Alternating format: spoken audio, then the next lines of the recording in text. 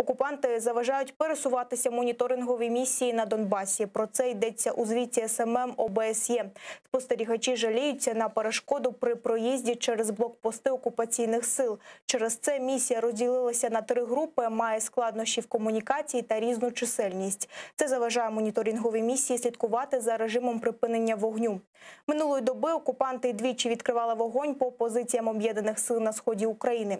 Доповідають у штабі операції. В районі Мар'їнки, що на Донеччині, ворог застосував стрілецьку зброю, а в районі Старогнатівки – підствольний гранатомет. Обійшлося без бойових втрат.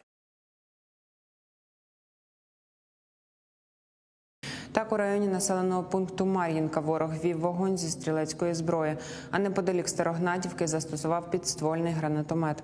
Бойових втрат та поранень серед військовослужбовців об'єднаних сил не було. Від початку поточної доби, 16 листопада, уздовж лінії розмежування спостерігається тиша.